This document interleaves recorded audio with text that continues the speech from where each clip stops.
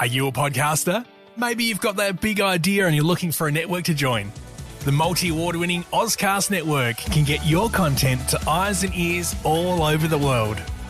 Join now for the first month free, and you could be featuring this sound at the beginning of your podcast. Ozcast. Simply head to ozcastnetwork.com for details. Connect with your potential customers wherever they are. Effective uses Comcast viewership data insights to combine advanced targeting capabilities with premium TV and streaming content, so you can deliver the best ad experiences to your audience no matter how they watch. Visit EFFECTV.com.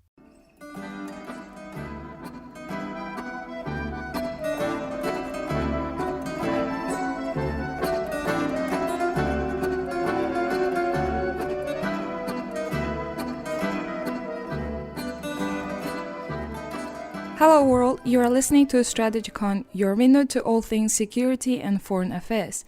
It is Thursday, March 2nd, 2017, episode 24. I am SIA intern Shahrazad Ghairad. Today it is my pleasure to introduce CEO of SIA and host of the StrategyCon podcast, Dr. John Bruni, and co-host and SIS resident existentialist philosopher David Onley. Before we get started on today's episode, I would like to remind listeners that StrategyCon can be found on iTunes, SoundCloud, YouTube, as well as a link to our podcast on the Sage International Australia website, www.sageinternational.org.au. In today's episode, we will be looking at a book recently written by Peter W. Singer and August Cole, Ghost Fleet, a novel of the next World War.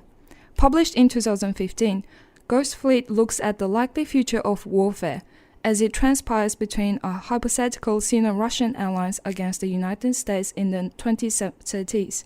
Using their experience on the Washington Beltway, Singer and Cole put together an entirely believable scenario in which the Chinese bested the United States in a surprise attack, which led them to capture and occupy the Hawaiian island chain.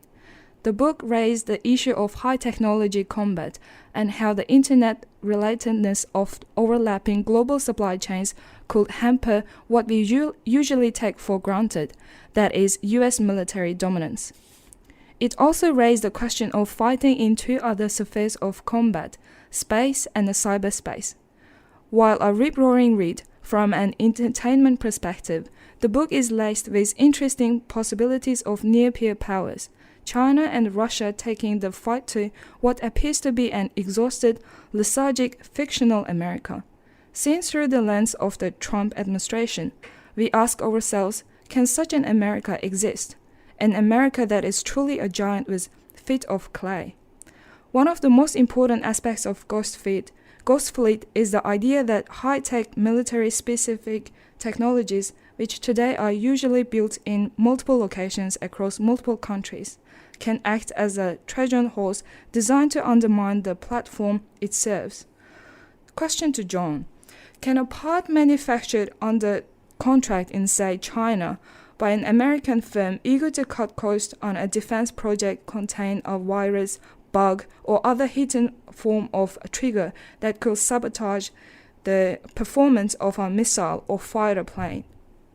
Well, look, Shahrazad, I think that what we have seen over recent years is a steady consolidation of defence industry around the world, and the setting up of these global supply chains where countries no longer produce platforms in their own right, but platforms are created in many different locations around the world.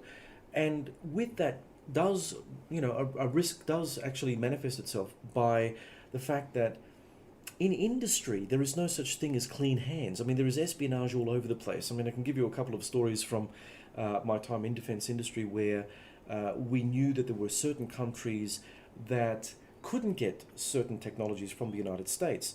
And that did not prevent them from borrowing, stealing, whatever they needed to do to modify whatever they needed for their own ends.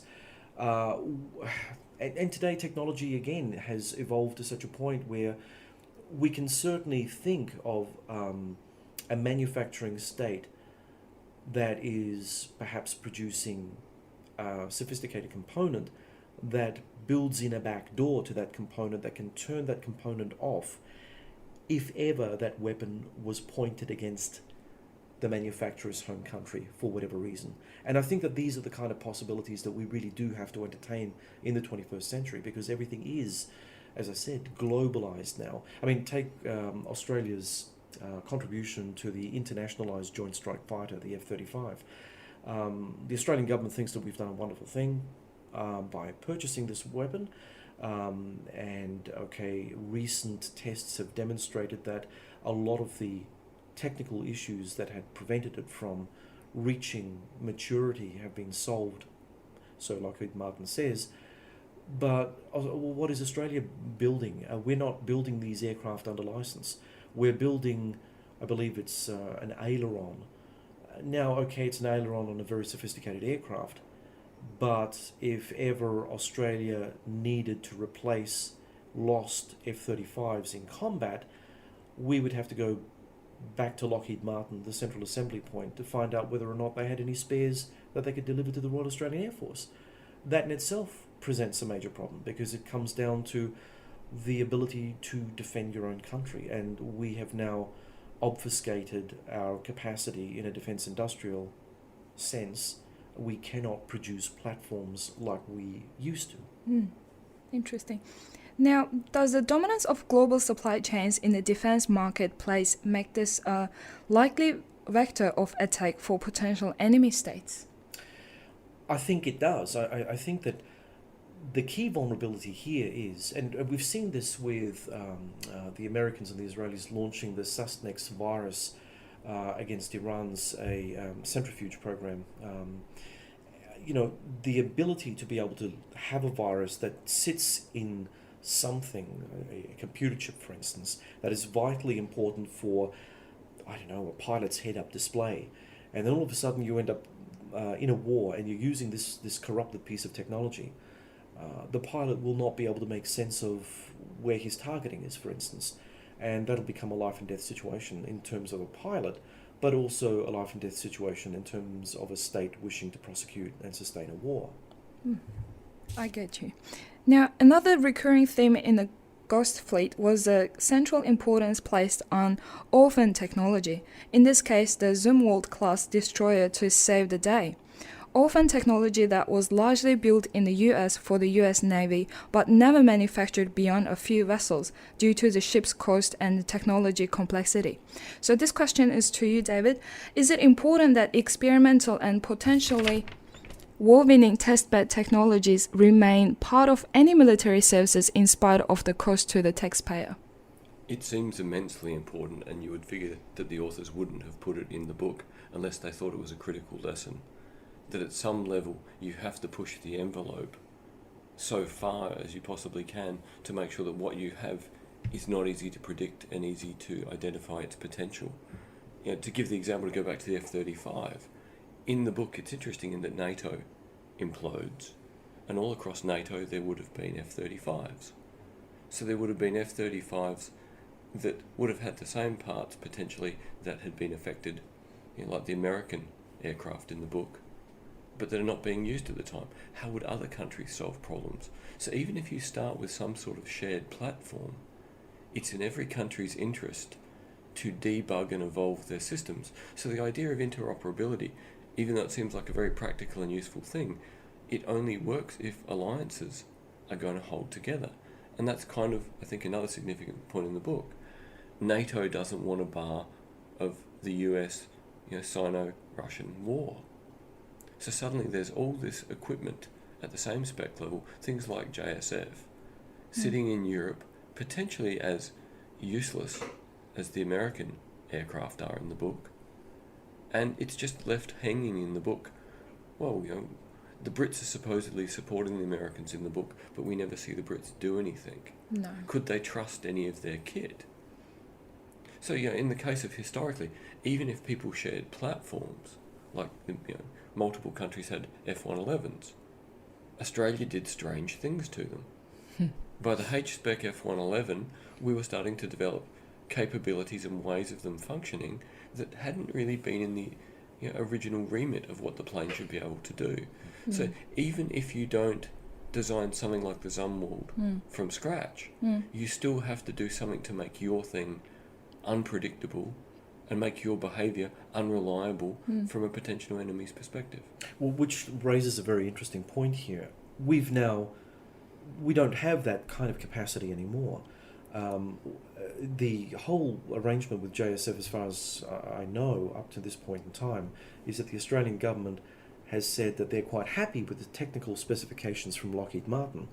And Lockheed Martin, as a good American company would, wants to protect its trade secrets from government organisations like the Defence Science and Technology Organisation here in Australia, from getting their hands on their technology, pulling it apart, finding out what makes it tick, and then embedding Australian bits and pieces inside the American frame.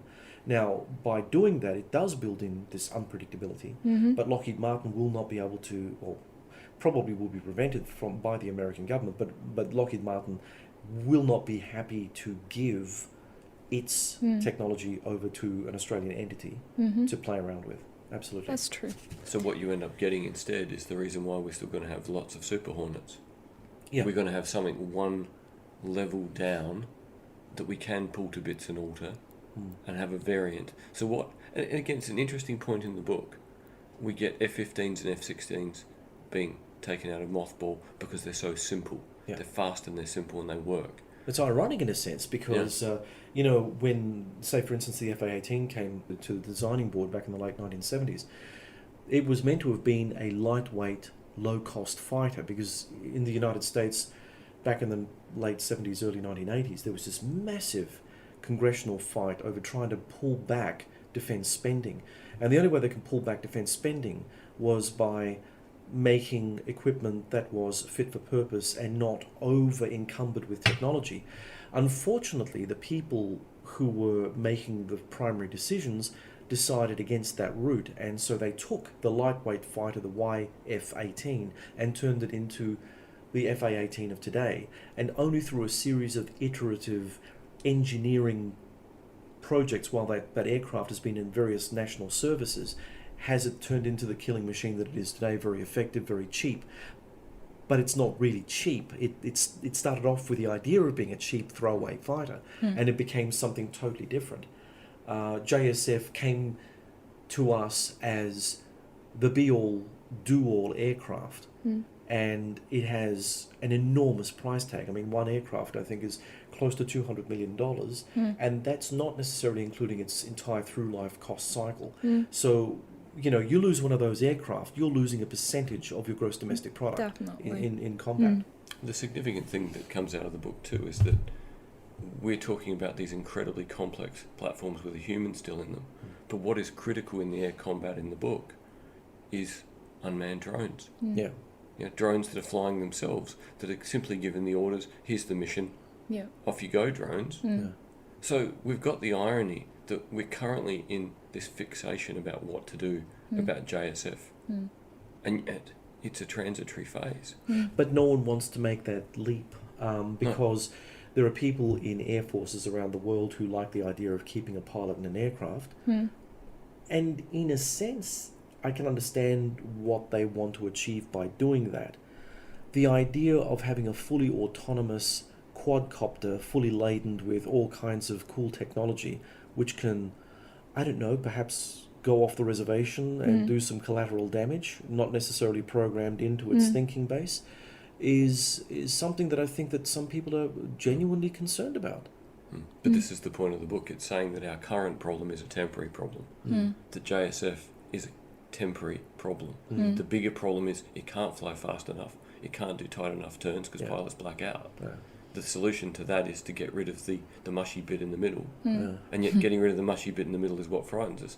So by the very nature of military technology always being transient, if you're not tinkering with the next thing, you're kind of stupid. So the next question, John, is that when technology has been so democratized and so proliferated throughout the world, does this make nation-state more or less vulnerable or being closed down by a foreign power willing to, let's say, risk it all to achieve strategic primacy? Look, I think that there is certainly a prospect of a country gambling to a point where it will do something that could try to bring down the net. And one of the interesting things about Ghost Fleet was that it talked about the other aspects of modern warfare that doesn't get a lot of traction, space and cyberspace. But as we know, cyberspace is in a similar kind of domain to nuclear war. You use it once, but the power that uses it once must deliver the decisive blow. That means it's going to end up being a mutually assured destruction capacity. So if, say, the United States has all the ability to pull down the net tomorrow, if the Russians do something, and then the Russians think, well, okay, we're going to be fighting the Americans as well, so we're going to do the same damn thing. What's going to be left of the World Wide Web? What's going to be left of, the sophisticated technologies that this current generation has become used to? Everything that we've predicated our entire economy on will be brought down. Now, will a country ever gamble that it would be in its interest to pull the plug on the net? Well, that really depends, obviously, on what the thinking is in terms of taking out someone else's infrastructure and minimizing the counter response. I'm not so sure whether or not we can be too flippant about that. I think that there will always be a counter response of some description, and it can be quite devastating. So again, it comes down to a sort of zero-sum capability. You use this, but you use it once. Now, if you do use it and you bring down the whole web, you better have a great fallback position for your society. You've got to have a really good ability to recover economically from something like that. At the moment, if I look at the state of technology and look at the cyber realm, no one is really seriously thinking of pulling the plug on the web. Everyone is gaining from it. No one wants to destroy it. No. But having said that, everyone sees value in being able to poke someone in the eye using cyber as a main instrument. David? We almost need to seem to understand that cyberspace is simply a different theatre. We have navies, we have air forces, we have armies. They're all experts at working in their domain. And the thing with cyber is, why would you destroy the domain? Destroying the domain, as you said, it's a zero-sum game. Once it's done, and that seems to be the thing, because we're only at the beginning of this and we're not cybersecurity experts. I don't think we really understand, I don't think anyone yet really understands what proper battle in that environment can look like as technology gets more and more capable, and as really capable equipment and people end up in non-government hands. There is one aspect to this which I think is really interesting, and that is that if you look at the counterinsurgency campaigns that we see, all over from Central Asia to North Africa and everywhere in between, a lot of the people who are fighting those wars, the insurgents, the jihadists and all those guys, they are moving away from technology at a rate of knots. They use technology in a very cavalier manner, to have an effect, but they don't hold on to it, they don't worship it, they don't want to pass it on to their sons or daughters. They just use it, know that it's a temporary item to achieve a particular effect, and then move on. And then underneath that, you've got an ability for fighting war against a technological power using the simple pencil and paper and using things that are off the grid. And that's what makes these nests of and cells of terrorists so difficult to actually come to grips with, because they're not leaving an electronic footprint. I mean, to fight against a giant power like the United States, which dominates cyber, it dominates space, it dominates air, land and sea, you're not going to fight them head for head on those domains. The only way that you can actually counteract them from an asymmetric perspective is by going off the grid and fighting them in a different way. You're still using kinetics, you're still killing people and destroying things, but you're not leaving a trace. So I kind of think that it's going to be interesting to see whether or not larger powers, and I'm talking about more third world powers, those powers that won't have ever the capacity economically to buy into projects like JSF or buy into cyber or buy into space, those countries who still want to prosecute wars, are they going to probably take a leaf out of this sort of subterranean warfare and create a state-based structure that sits outside of what we're currently seeing for them to have a strategic effect in their local area? So my next question is that, does it pay to have a fallback mechanism whereby second-tier military technologies can be brought back into service Should our dependence on globalized high-tech reveal weakness to existing military force structures? David? Definitely yes, because that's the fascinating thing with where the book ends. The book ends with the Chinese, Russian and Americans having destroyed almost all their current generation aircraft and capital navy ships. And yet the book doesn't sort of indicate that there's any kind of meaningful peace, just that they've currently tired each other out, decided to go back behind a demarcation line and work out what to do next. And if you've got stockpiles, you've got a massive advantage. That's kind of the irony of the book, is the Chinese are relying on brand new technology, brand new stuff they're making now. The Americans fall back on decades of stashing stuff that is no longer the latest or greatest. And there's an immense advantage in how long you can engage in war. So if we look at the use of technology shrinks space and time. Technology means you don't have to travel for a week to get there. Yeah. You pick up the phone. It means something happens in 2 seconds, not 2 months. Now, non-state actors have the space and time to go, well, I'll hit you next year. You'll worry about it for 364 days before the next thing happens. But for great powers, the idea of doing things now, jumping space and time, is critical. And most of the technologies we've had for the last 50 years can jump space and time reasonably well. So all of them have some usefulness if you're going to get warfare based on attrition. Now, the idea of attrition warfare now, with the devastating potential of current weapon systems, looks horrific, and I think the book glosses over how horrific the naval battle portrayed at the end of the book would have really been. That the level of technology available, the Pacific just should have been full of blood and broken things, with the level of technology and talent being unleashed. Does that then, David, suggest that prognosticating the impact of modern defence equipment is always going to be very difficult, because we've never had two near-peer competitors go at it hammer and tong with the latest and greatest, so we can't actually be sure just what sort of impact it's going to have on a piece of land or a bit of ocean or whatever. As we've tried to hypothesize before, which made us think of doing this podcast. How many days could you have near-peer war for before you were out of near-peer kit and super talented people who can put it to good use? And at that point, the media spectacle of the devastation we can imagine that would come from that. Like the idea of a sneak attack, as portrayed in the book, seems perfectly logical, to use cyber and space in a new way to get an advantage. But the minute the book falls back into things that look like conventional attrition, conventional insurgency, everything just starts to drag out. And then the end battle where everything trick, all the amazing kit is gone, and after that the Americans are still going to have stuff. Everyone's going to have the ability to produce new things, but the time frame on capital ships, advanced planes, advanced armour. What are you going to do? Go, look, 9 months from now, chaps, we'll meet on this island with whatever we've built. We're not in the period of Napoleonic War and earlier periods where you agreed where the battlefield was, you agreed to turn up. If you were the Italian condottieri, you checked whether it was raining so you didn't get your nice uniform wet. Then you had a good 8-hour battle and you packed up for dinner. Looking fabulous all the way. Right? This idea of contained warfare. We can't really imagine contained warfare again. And yet, once you're past near peer, where's the will to continue?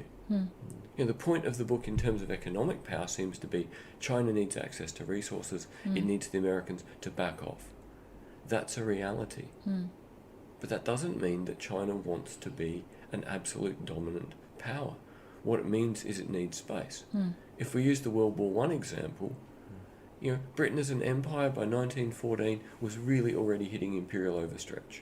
The Edwardians were living it up, but the cost of maintaining empire was already becoming immense.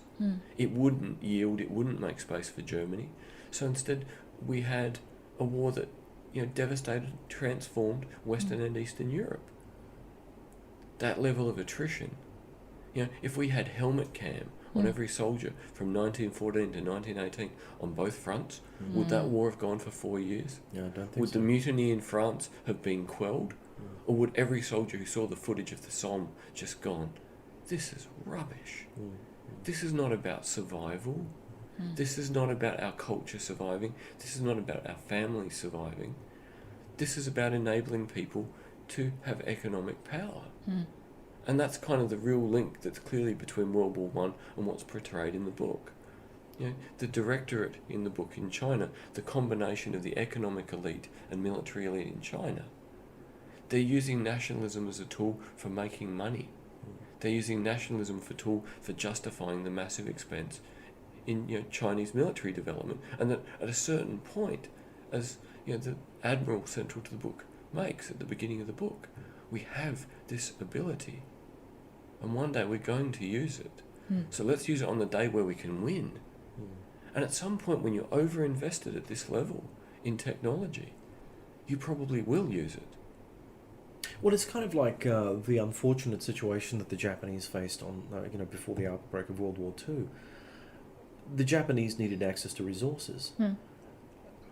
The Americans made it very clear that they were not happy for the Japanese to have those resources. So Japan moved at a time that it thought that it could affect the Americans in such a way that they'll back off. But then, of course, you had Germany and Italy and all the other bits and pieces, and it all turned into custard essentially for the Japanese. But yeah, when you find yourself backed up into a corner and you know that you only have a limited amount of time to try to drive a point home, I think you're absolutely right, David. I think that there is a very good possibility that you will actually use what you have, which then leads us back to what we were talking about modern warfare earlier. You have finite resources, and you can roll the dice and throw all your chips on the table for that one hopefully knockout blow, only to find out that you failed to deliver the killer punch, which then just lets the enemy drag things out and then come after you. So if that's the case, what does that say about the come-as-you-are war that we're currently preparing ourselves for here in Australia? Finite resources, the inability to produce from our own national productive base. It does speak that we're going to have, here in Australia in particular, we're going to have some significant problems at some point. Well, this is the big change that also is suggested in the book, of 3D printing being critical to defence manufacturing. And the idea in the book of using Walmart to use 3D printers to make everything that's needed to replace the things that can't be trusted or that are destroyed. Now, it's a lovely concept, but that's assuming that 3D printing, you could ever have enough 3D printers to do it. So the argument in the book is the Walmart say 9 out of 10 runs of the 3D printer, we make whatever you need. The 10th run, we make more 3D printers. Now, it's a lovely way to set up the idea that manufacturing changes forever. Now, this is then a game changer, because if we're conceiving in the book that China has to act to have access to resources and markets, that's assuming that they've got a cost advantage of producing things in China and selling them to the rest of us. But if parallel we're going to get this transformation in production to, as long as you can download the rules for making it, put it into the 3D printer, burp, out the other comes your advanced piece of kit. If we get to that point, one, do you need the war in the first place because you're back in genuine economic competitor environment? And two, do you get a type of war that fits with that model of what can we produce at home using 3D printing? So do you have a week of this near-peer ultra-violence, then followed by the slow burn of whatever you can make at home? And it doesn't matter if JSF was originally held onto by Lockheed Martin and the secrets belong to them. In this world where you can essentially make anything anywhere, if you have the advanced manufacturing, wouldn't you have everyone proliferating it, bending it, altering it, coming up with their own version? So what you end up with is mass proliferation of advanced weapon systems. People might not be able to afford, countries might not be able to afford to have a massive force. But in this world where you don't have to send away for parts from America, how much could you trick out your 20 or 30 planes? So we end up in this destabilised state where it seems to me that once the near-peer violence is over, then we just into really ugly small constant warfare in the scenario the book's suggesting. The combination of we're out of near-peer weaponry and we've got advanced localized manufacturing. That's a recipe, it seems to me, for just ongoing smouldering war. Thanks for listening to this episode. We hope that you'll join us for our next exciting adventure through the world of geopolitics. Remember that you can subscribe to Strategicon through iTunes, SoundCloud, and YouTube. And please like us on the Sage International Australia Facebook site and follow us on Twitter. We are always looking to pass on the most interesting information on international relations and security to our social media followers. And until next time, goodbye from me, Shahrazad Ghairat. And goodbye from me, John Bruni. And goodbye from me, David Olney.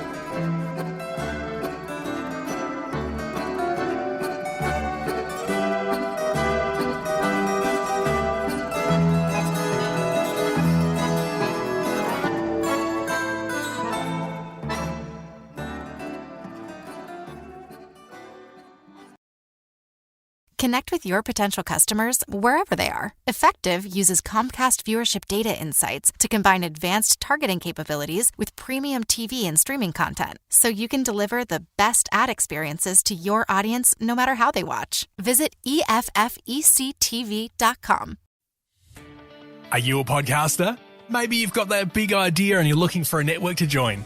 The multi-award-winning Ozcast Network can get your content to eyes and ears all over the world. Join now for the first month free, and you could be featuring this sound at the beginning of your podcast. Ozcast. Simply head to ozcastnetwork.com for details.